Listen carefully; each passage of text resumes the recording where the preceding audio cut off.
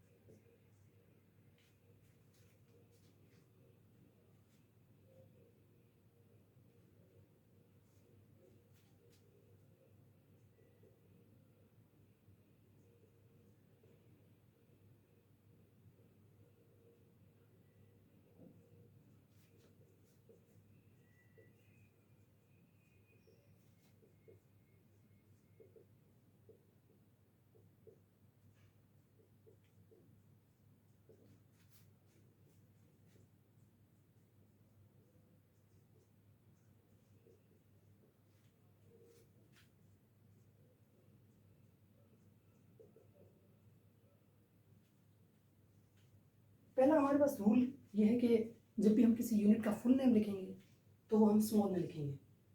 Unit का full name हमेशा हमारे पास उसमें कैपिटल लेटर नहीं होता, उसका इवन जो पहला वर्ड है वो भी हमारे पास कैपिटल नहीं होता। फॉर एग्जांपल अगर हम फोर्स का यूनिट लिखें तो वो हमारे पास न्यूटन होता है, तो न्यूटन को हम सिंपल स्मॉल में लिखेंगे, कैपिटल में नहीं लिखेंगे। जब भी हम यूनिट का फुल नेम लिखेंगे, जैसे मास है, स्मॉल में, सॉरी मास का तो unit mass base unit quantity है, मास का यूनिट किलोग्राम, तो स्मॉल में। इसी तरह सेकंड स्मॉल में। तो जो भी हमारे पास यूनिट्स हैं वो जब हम लिखेंगे फुल नेम उनका तो वो हमारे पास स्मॉल लेटर्स में होगा। और इवन अगर हमारे पास कोई साइंटिस्ट का कोई यूनिट है जिसका नेम जो है वो साइंटिस्ट के ऊपर है, वो भी हम स्मॉल में लिखेंगे।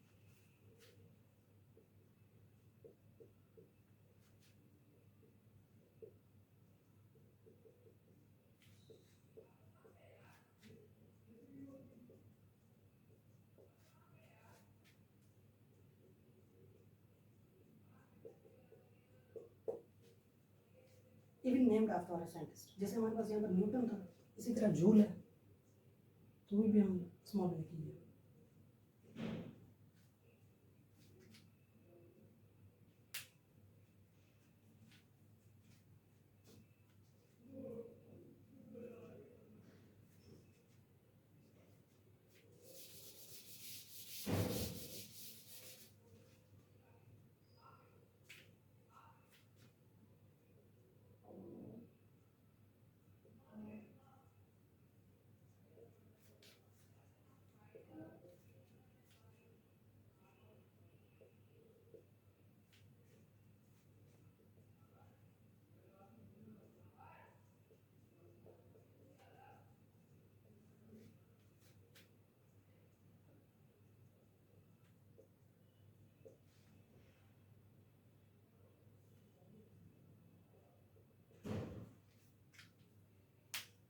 जब हम फुल नेम लिखते हैं, सेकंड रूल हमारे पास ये है, अगर हम फुल नेम जैसे लिख रहे हैं तो वो हम स्मॉल में लिखेंगे।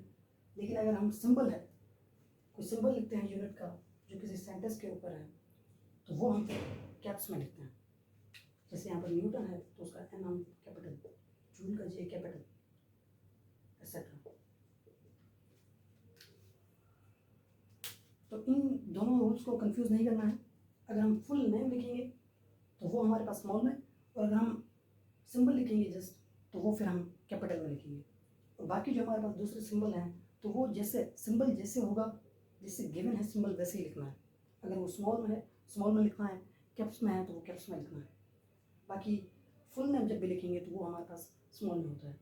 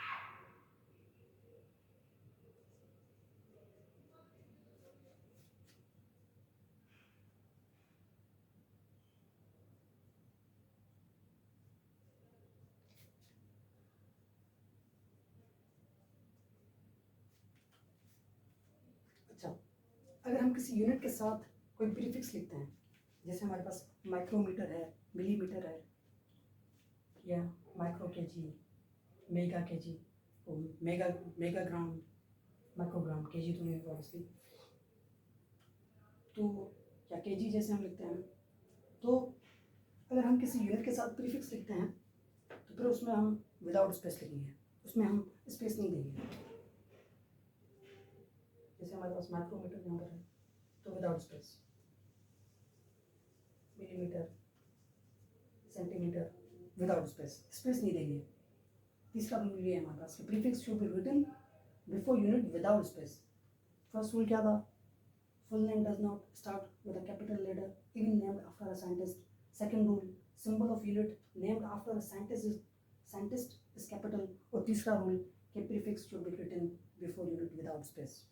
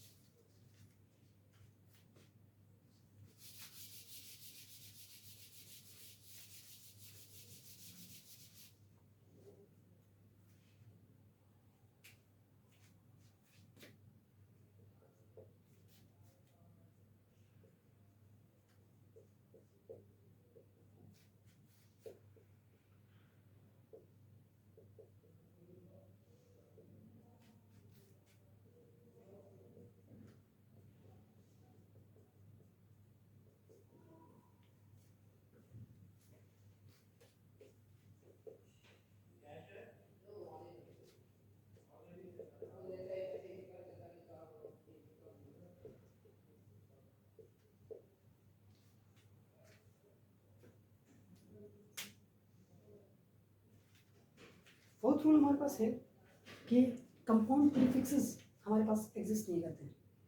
जैसे यहाँ पर मैंने कहा था कि माइक्रो केजी, तो माइक्रो केजी एक्चुअली इसलिए गलत है क्योंकि वो एक कंपाउंड प्रीफिक्स है। यहाँ पर मैं अगर माइक्रो केजी लिखूँ तो माइक्रो केजी के दो प्रीफिक्सेस हैं, माइक्रो और किलो, तो ये दोनों आपस में एक साथ लिखे हुए हैं, तो ये होता है कंपाउंड प्रीफिक्स, तो ये हमारे पास एग्जिस्ट नहीं करते। जब हम यूनिट लिखते हैं तो उसमें हम कंपाउंड प्रीफिक्सेस ऐसे नहीं लिख सकते, ये गलत है। तो इसके बजाय ये हमारे पास है 10 पावर माइक्रो 10 पावर -6, और वो हमारे पास हो जाएगा 10 पावर 3, तो इसको हम ऐसे 10 पावर -3 ग्राम्स यानी कि मिलीग्राम, तो माइक्रो किलोग्राम के बजाय हम मिलीग्राम लिख सकते हैं। तो क्योंकि ये हमारे पास गलत है, इसकी जगह हम ये लिख सकते हैं। कंपाउंड प्रीफिक्सेस हमारे पास एग्जिस्ट नहीं करते। इसी तरह माइक्रो मिली मीटर की जगह हम सिंपली नैनोमीटर लिख सकते हैं, क्योंकि वो कंपाउंड है तो वो गलत है, सिंपली हम नैनोमीटर लिख सकते हैं। तो fourth rule, compound prefixes don't exist.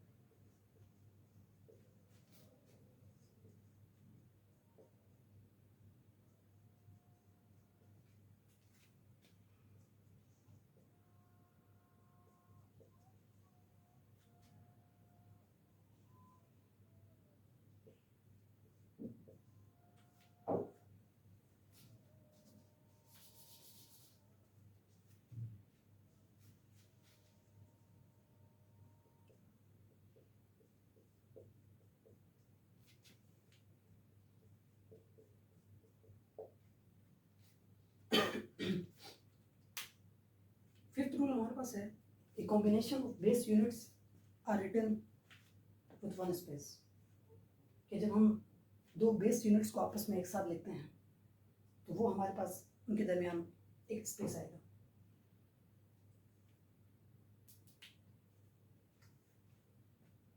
जैसे अगर हम लेट्स से फोर्स हमारे पास होता है न्यूटन, तो न्यूटन हमारे पास होता है किलोग्राम मीटर पर सेकंड स्क्वायर। तो किलोग्राम के दरमियान मीटर और सेकंड, इनके दरमियान एक स्पेस है। तो ये हम थोड़ा एक स्पेस दे के लिखेंगे जब भी हमारे पास बेस यूनिट्स एक साथ लिखे जाते हैं। तो ये सारे बेस यूनिट्स हैं, तो इनको जब हम एक साथ लिखेंगे तो उनके दरमियान स्पेस होगा। Combination of base units are written with one space.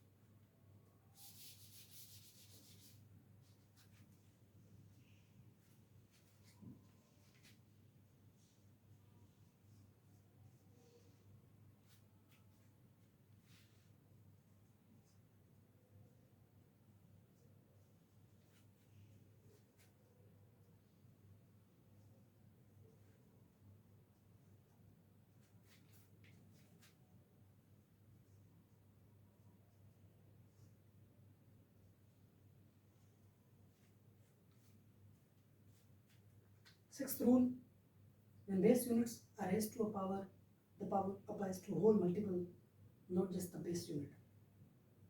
मतलब हमारे पास जब मल्टीपल ऑफ बेस यूनिट्स होते हैं तो उनमें अगर कोई पावर लगी हुई है ऊपर, तो वो पावर पूरे उस मल्टीपल पर आ जाएगी, सिर्फ बेस यूनिट पर नहीं आएगी।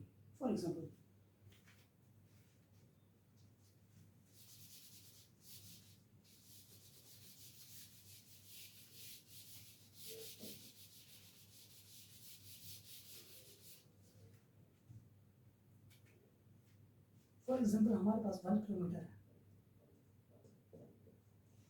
और उसके ऊपर हमारे पास पावर लगी हुई है स्क्वायर। तो ये पावर सिर्फ इस बेस यूनिट पर नहीं आएगी बल्कि पूरे इस मल्टीपल पर आएगी। तो इसको हम सॉल्व करेंगे तो ऐसे लिखेंगे 1 पे स्क्वायर, फिर किलो उस पे स्क्वायर, और इसी तरह मीटर पे स्क्वायर। तो ये हो जाएगा 1 का स्क्वायर 1, किलो का स्क्वायर, किलो होता है हमारे पास 10 पावर 3 और उसका स्क्वायर, तो ये हो जाएगा किलो उसके ऊपर स्क्वायर और मीटर स्क्वायर को हम इसे मीटर स्क्वायर लिख देंगे। तो ये हो जाएगा 1 × 10 पावर 6 मीटर स्क्वायर। ये बहुत ज़्यादा इंपॉर्टेंट रूल है, ये बहुत हमारे पास यूज़ होता है। यूजली जब हम एरिया को कन्वर्ट करते हैं तो उसमें हमारे पास अक्सर ये गलती हो जाती है, क्योंकि अगर हमारे पास एरिया होता है गिवन हमारे पास सेंटीमीटर्स में, सेंटीमीटर स्क्वायर में, तो उसको जब हम मीटर स्क्वायर में कन्वर्ट करते हैं तो हम अक्सर उस सेंटीमीटर को मीटर सेंटीमीटर के ऊपर स्क्वायर लगाना भूल जाते हैं। तो ये एक्चुअली हमारे पास सेंटीमीटर स्क्वायर है, तो सेंटी के ऊपर भी स्क्वायर आएगा और मीटर के ऊपर भी स्क्वायर। तो इससे जब हम अक्सर ये यूनिट्स कन्वर्जन करते हैं तो ये वाला जो रूल है वो बहुत ज़्यादा इम्पोर्टेंट है, इसमें अक्सर हम गलतियाँ करते हैं।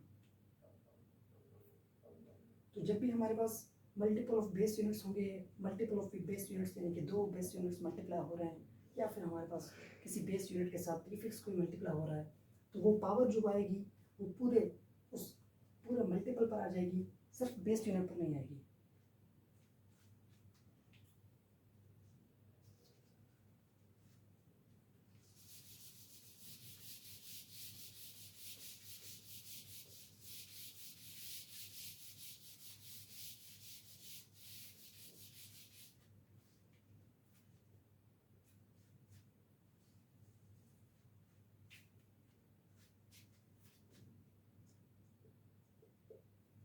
Seventh and the last rule, और बहुत ज़्यादा इम्पोर्टेंट रूल है,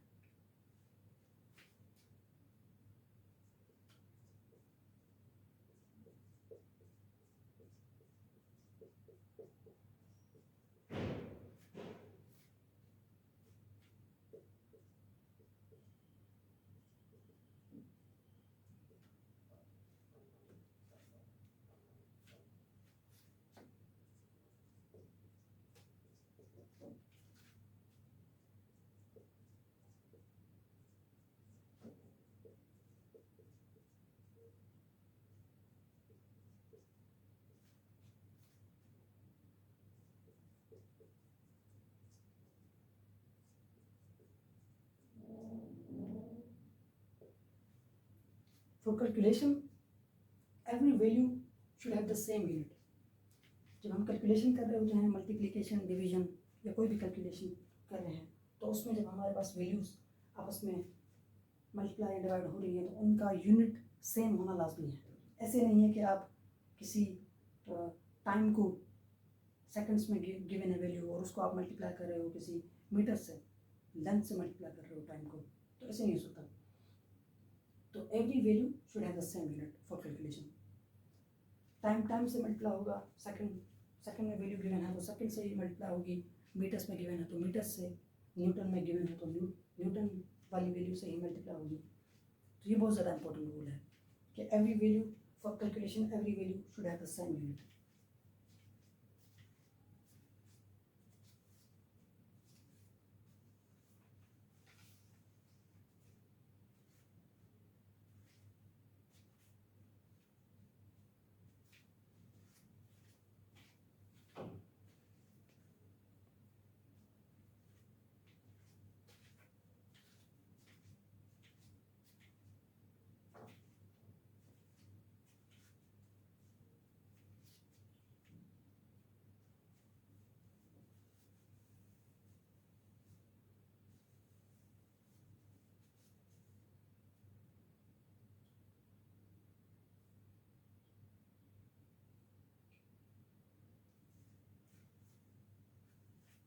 तो ये हमारे पास रूल्स हैं, कन्वेंशंस ऑफ यूनिट्स हैं, इनका ख्याल रखना लाजमी है। जब भी हम आगे जब कैलकुलेशंस करेंगे तो उनमें ये सारे रूल्स हमारे पास यूज़ होंगे, तो इन सारे रूल्स का पता होना लाजमी है।